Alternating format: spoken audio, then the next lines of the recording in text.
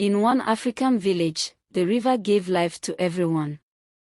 But when the people broke the sacred rule of the water, the mermaid rose for revenge.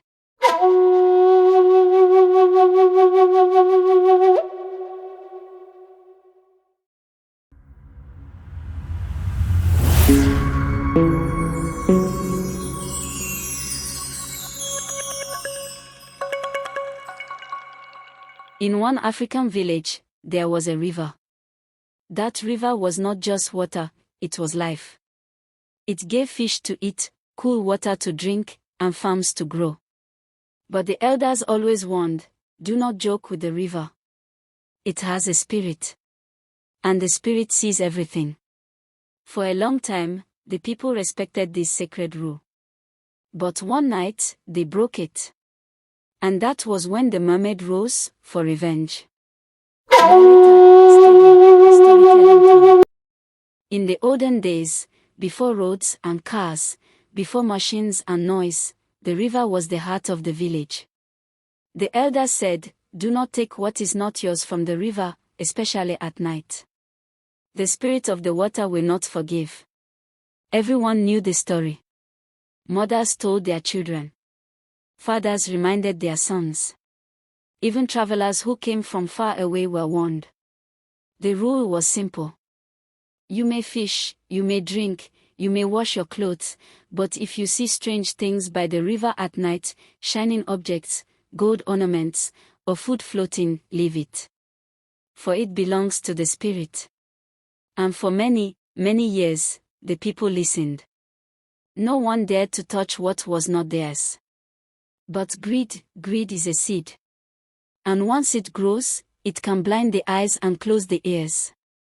One night, a group of young men went to the river. The moon was bright. The water was calm. And then, they saw it. Ornaments. Beautiful, shining ornaments, like bracelets of gold, beads of red and green, and small calabashes glowing with light. Oh! We are rich, one shouted. The others laughed, their eyes wide with excitement. But one of them remembered, the elders said never to touch what does not belong to us. The others mocked him.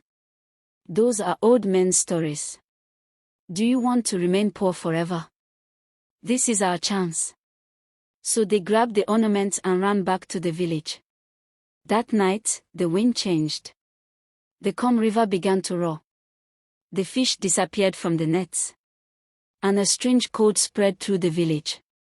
The old women shook their heads and whispered. The spirit of the river has been angered. At midnight, while the whole village slept, the river began to bubble. From the deep, she rose. The mermaid. Her hair long and black, flowing like the waves. Her skin shining like the moonlight on water. Her voice soft, but dangerous. She called out to the young men. Return what is mine, or your village will know no peace. But the men were not afraid. They laughed at her warning. Who are you to command us? We are men, and we take what we want. The mermaid's eyes grew dark. Her voice thundered across the water. If you mock the spirit of the river will mock you in return. And with that, she vanished under the waves. The night became silent again. But the silence was only the beginning of her revenge.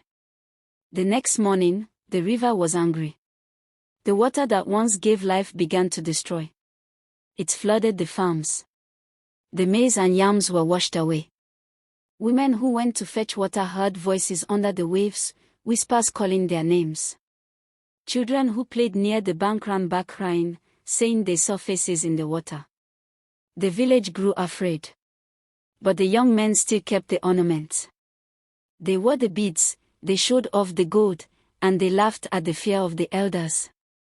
Days passed. And then, the mermaid returned. This time, she came with a song. SFX, haunting female singing, echoing like underwater. Her voice floated through the night air. Sweet, but heavy. Beautiful, but full of sorrow. The young men who had stolen her treasures began to feel restless. They could not sleep. They could not eat. The song entered their minds. And then, one by one, they walked into the river. Some went at night, some in the day. Their families tried to stop them, but they were powerless. The men entered the water, and never came back. The ornaments disappeared with them. Only the ripples of the river remained. The village was silent. Mothers cried for their sons. Fathers wept for their children.